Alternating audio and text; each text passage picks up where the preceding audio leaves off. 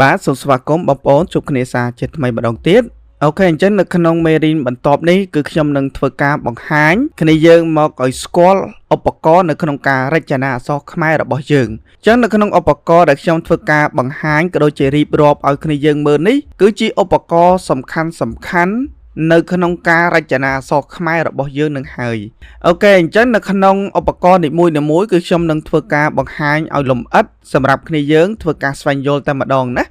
អូខេអញ្ចឹងការរចនាតាមចំណង់ចំណូលចិត្តការរចនាទៅតាមទម្រង់ font ហើយនឹងការរចនាទៅតាមការចម្លងនេះអញ្ចឹងមានន័យថាយើងត្រូវសិក្សាឧបករណ៍ទាំងអស់ហ្នឹងឲ្យយល់ច្បាស់អំពីការប្រើប្រាស់សិនពេលដែលគ្នាយើងយល់ច្បាស់អំពីឧបករណ៍ទាំងអស់ហ្នឹងនោះគ្នាយើងនឹងមានភាពងាយស្រួលវិញណានៅក្នុងការរចនាហើយចំណុចនេះគឺខ្ញុំបញ្ជាក់បន្តិចអញ្ចឹងនេះគឺជាវគ្គនៅក្នុងការរចនាអក្សរខ្មែរដូច្នេះគឺខ្ញុំអត់បានលម្អិតជាមួយនឹងឧបករណ៍ទាំងអស់នៅក្នុងការសិក្សាកម្មវិធី Adobe Illustrator ទាំងស្រុងនោះទេប្រសិនបើគ្នាយើងចង់ច្បាស់អំពីការប្រើប្រាស់ក៏ដូចជាបច្ចេកទេសនៅក្នុងការប្រើពេញលេញជាមួយនឹងវគ្គនេះតែម្ដងគ្នាយើងអាចទៅទិញជាមួយនឹងវគ្គ AI ដែលខ្ញុំបានរៀបចំមួយវគ្គផ្សេងទៀតសម្រាប់វគ្គដែលយើងសិក្សានេះគឺជាវគ្គផ្ដោតសំខាន់ទៅលើការរចនាអក្សរខ្មែរតែប៉ុណ្ណោះ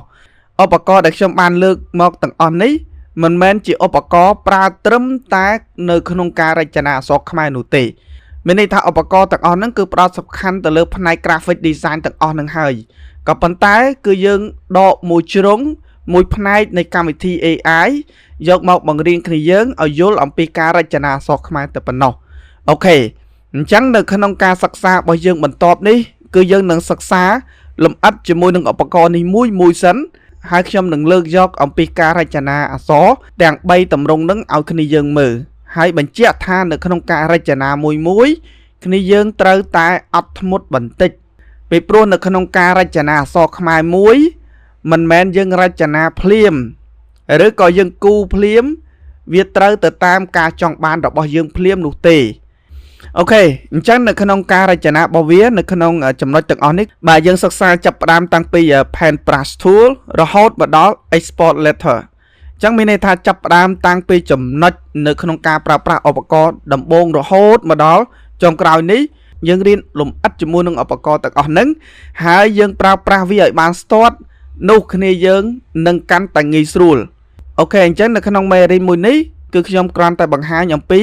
ឧបករណ៍នៅក្នុងការសិក្សារបស់យើងទេអញ្ចឹងនៅក្នុងមេរៀនបន្ទាប់គឺខ្ញុំនឹងលើកយកឧបករណ៍ទៅតាមដំណាក់កាលមួយឲ្យគ្នាយើងមើលហើយឧបករណ៍ទាំងអស់នេះក៏ខ្ញុំធ្វើការបង្ហាញអំពីនិយមន័យជាភាសាខ្មែរបន្ថែមទៀតដើម្បីជំនួយទៅដល់បងប្អូនណាដែលគាត់ទើបតែចាប់ផ្ដើមរៀនទៅលើកម្មវិធីមួយនេះឬក៏បងប្អូនណាពុំសូវចេះជាមួយនឹងភាសាអង់គ្លេសក្រែងលោពិបាកយល់ឬក៏ពិបាកចាំខ្ញុំបានសរសេររៀបរាប់ជាភាសាខ្មែរខ្លះៗដើម្បីឲ្យគ្នាយើងយល់ថាតើ Paintbrush Tool ជាឧបករណ៍បែបណាឬក៏ Paint Tool នឹងគឺជាឧបករណ៍បែបណាប្រើប្រាស់ទៅលើអីគេបាទខ្ញុំបានដាក់ភាសាខ្មែរបន្ថែមទៀតដើម្បីជាការជំនួយដល់គ្នាយើងទេណាអូខេអញ្ចឹងនៅក្នុងមេរៀនមួយនេះគឺយើងបានឃើញហើយឧបករណ៍សម្រាប់ធ្វើការសិក្សានៅក្នុងការរចនាអក្សរខ្មែរគឺមានតែប៉ុណ្ណឹងយ៉ាងនៅក្នុងមេរៀនបន្ទាប់គឺយើងចាប់ផ្ដើមសិក្សាទៅលើឧបករណ៍នីមួយនេះទៅតែម្ដងអូខេអញ្ចឹងនៅក្នុងមេរៀនមួយនេះមានតែប៉ុណ្ណឹងទេសូមអរគុណ